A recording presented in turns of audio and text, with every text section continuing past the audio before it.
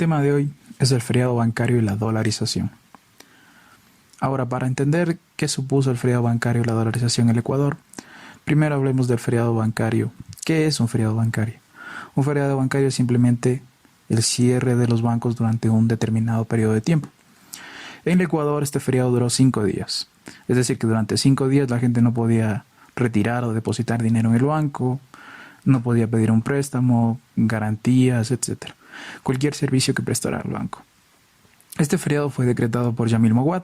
¿Con qué intención? Con la intención de salvar el sistema financiero nacional. No le sirvió y de igual manera quebraron muchos de los bancos privados. Ahora, ¿por qué se llegó a este punto tan extremo? Hay varias causas relacionadas con el feriado bancario. Usualmente cuando se explica el feriado bancario siempre se menciona la desregulación bancaria. La desregulación bancaria, ¿a qué hace referencia? A quitar normas, a quitar medidas que establezcan cómo deben funcionar los bancos. ¿Esto cuándo ocurrió? Ocurrió con la anterior presidencia de Sisto Durán Ballén, en la cual se dio más libertad a los bancos para cosas como otorgar créditos. Ahora esto es un peligro. ¿Por qué? Porque los bancos pueden otorgar los créditos de manera irresponsable, como así sucedió, e incluso podríamos decir que de manera inmoral o corrupta. ¿Por qué? Porque se daban créditos, los que se conocían como créditos vinculados, a personas relacionadas con el banco, a los dueños del banco o accionistas, sin ningún tipo de garantía de que una forma efectiva de que el pago se iba a realizar. En otras palabras, se estaba entregando plata a los banqueros sin ningún tipo de garantía. Ahora, también influye la situación que vivía el país económicamente hablando. ¿Y qué situación estaba el país en la década de los 90? Una situación muy mala, causa problemas por todos lados. Problema internacionalmente, una crisis que venía del Asia en cuanto a economía, un precio del petróleo bajo, gastos que provenían de la guerra anterior que tuvimos con Perú, etcétera, etcétera. Tampoco ayudó que el Banco Central, el que regula la economía en el Ecuador, trata de regular la economía en el Ecuador, devaluar el sucre, la moneda que en ese entonces teníamos. ¿Qué significa devaluar? Devaluar significa que al haber tantos gastos que el Estado necesitaba gastar y gastar más plata por las deudas que poseía, por el fenómeno del Niño, por la crisis internacional, por un precio de petróleo bajo, imprimían más sucres, estos sucres valían menos obviamente, eso generaba inflación. La inflación es que todos los precios de la economía suban, el precio del pan, el precio de la leche y demás, y por lo tanto se entraba en un bucle muy perjudicial para la economía. Cuando el sucre se devaluaba, generaba que la gente cada vez tenía menos confianza en él y cada vez tenía más confianza en otra moneda extranjera como era en ese entonces el dólar. Hablando un poco más del feriado bancario, tenemos que decir en qué acabó. Pues el Estado tuvo que al final rescatar a los bancos que habían quebrado. ¿Por qué? Porque los depositantes exigían su dinero. Para eso se había creado una agencia de garantía de depósitos, la conocida AGD, que era la encargada de rescatar a los bancos o garantizar el dinero de los depositantes, de la gente que tenía el dinero en el banco, como pueden ser pensionistas, como era demasiada gente. Entonces, de esta manera se garantizaba que la plata fuera devuelta a los depositantes. ¿Qué es lo que pasa? Esto fue hecho, o la plata no fue devuelta hasta un año después. ¿Por qué? Porque la economía todavía no está preparada para eso. ¿Cómo se devolvió? Mucho del dinero que se devolvió fue mediante los CDR. Los CDR simplemente papeles, títulos que te garantizaban el cobro de tu dinero que tenías en el banco, pero después de un año. Estos CDR servían simplemente para decir, yo tengo tanto dinero en el banco, pero en este momento no puedo retirarlo porque están congelados mis fondos o porque hay feriado bancario. Bueno, el feriado duró 5 días, pero se entiende, ¿verdad? ¿Qué es lo que pasa? Con estos CDR, mucha gente no podía esperar ese año para cobrarlos. Entonces simplemente lo que hicieron es vender esos títulos, vender esos papeles a los bancos. Uno de ellos fue el Banco de Guayaquil, presidido por ese entonces por Guillermo Lasso, el cual se aprovechó, compró los CDR y después los vendió al Estado. Por lo tanto, compró a la baja, vendió al Estado y se llevó una ganancia de millones y millones de dólares. Inmoral, puede ser criticable. Ilegal, no lo era en ese entonces, simplemente estaba comprando títulos, promesas de que le iban de dinero, vendiéndolos y obteniendo una ganancia por ello. Ahora, las consecuencias del feriado bancario son extensas, pero se pueden resumir en la migración que tuvo que salir del Ecuador, la población que tuvo que salir del Ecuador, el golpe de Estado, la crisis política que vino después y la dolarización, obviamente. Dentro de la migración, ¿qué fue lo que pasó? Mucha gente, al perder el empleo, a perder gran parte de los ahorros, al ver que la situación económica en el Ecuador no tenía vistas de mejorar, emigró. ¿A dónde emigró? Principalmente a Europa, España, Italia y a Estados Unidos. Y ahí se afincó. Y lo importante de esto es saber que las remesas, o sea, el dinero que enviaban los ecuatorianos en España, en Italia, en Estados Unidos, llegaba al país y contribuía a mejorar la economía.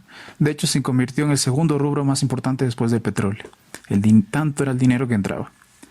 El golpe de Estado que se produjo en el 2000, poco después del anuncio de la dolarización por Maguad, llevó a ese entonces al coronel Lucio Gutiérrez, apoyado por la CONAIE, la Confederación de Grupos Indígenas, al poder. Fue prácticamente un golpe de Estado apoyado por los indígenas, y cuando los altos mandos del ejército le quitaron el apoyo a Maguad, se produjo la renuncia del expresidente Maguad.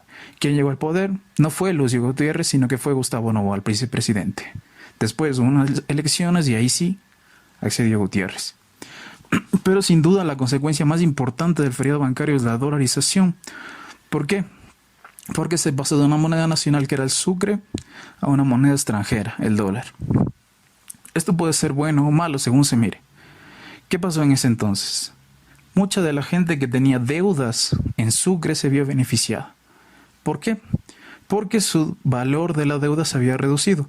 En cambio, la gente que tenía ahorros en sucres se vio perjudicada. ¿Por qué? Por lo mismo, porque el valor se había reducido. Entonces, partiendo de este ejemplo, la gente, los grandes banqueros que tenían deudas con otras instituciones en el exterior, se vieron beneficiadas, y la gente que ahorraba su plata día a día, la gente del pueblo, digamos, se vio altamente perjudicada. Ahora, la dolarización llega hasta nuestros días. Hoy en día hay un debate entre ventajas y desventajas de poseer la dolarización, pero no hay un debate entre quitar la dolarización o no, o entre volver al sucre o no. Ese debate no lo hay. Simplemente se habla de que la dolarización tiene unas partes buenas y unas partes malas. Pero parece ser que las partes buenas perduran más que las partes malas. ¿Cuáles son esas partes buenas? Principalmente en la reducción de la inflación. Inflación, recordemos que es el alza generalizada de todos los precios de una economía, o sea, el alza del precio del pan, del precio de la leche, de los arriendos, etcétera, etcétera. Gracias al dólar, el Estado ya no puede imprimir más billetes y por lo tanto no se genera tanta inflación. ¿Por qué? Además, porque el dólar es una moneda fuerte, una moneda con credibilidad. Esta credibilidad lleva a que muchos inversores extranjeros, al ver que en el Ecuador hay una moneda como el dólar y no hay un peso, un sucre, algo que les suene extraño, ven que está el dólar que está en sus países o está en Estados Unidos, que es la primera potencia mundial, y eso les da un poco más de confianza para poder invertir en el Ecuador. Y de hecho Ecuador hasta hace poco era uno de los mayores países en Latinoamérica en ir creciendo esta tasa de inversión extranjera. Por lo tanto, la credibilidad se asocia con la inversión extranjera. Y también tenemos que mencionar la inflación. En cuanto a desventajas o cosas perjudiciales de la dolarización, es más vulnerable la economía ecuatoriana cuando se tiene una moneda extranjera. ¿Por qué? Simplemente porque las decisiones de imprimir más o menos dinero, lo que se conoce como política monetaria, ya no depende del Banco Central, no depende del Estado ecuatoriano, o sea, no depende de los ecuatorianos. Si nosotros estuviéramos en un contexto donde nos beneficia imprimir más dinero, como puede ser cuando Colombia devaluó el peso frente al dólar y mucha gente iba a comprar a Colombia pasando Tulcán para hacerse con bienes y traerlos y revenderlos o simplemente adquirirlos, si hubiésemos tenido política monetaria, hubiésemos podido actuar de otra manera, enfrentando ese problema. Al no tener política monetaria, al no imprimir dólares nosotros, es importante adquirir divisas del exterior. Y esas divisas o esos dineros o esos dólares, ¿cómo se adquieren?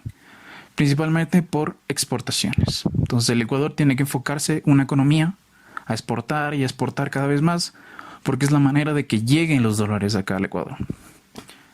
Y otra de las desventajas es el endeudamiento público.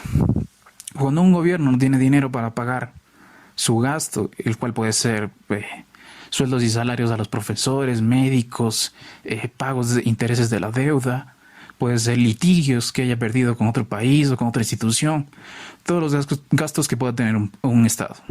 Cuando no tiene la herramienta de imprimir más dinero, tiene que recurrir a endeudarse. Y eso se podría ver en toda la historia del Ecuador, pero también a partir de la dolarización, esta deuda se incrementa fuertemente. ¿Gracias a qué? Gracias a que ya no tenemos otra herramienta de acceder al dinero, como ha pasado hasta nuestros días.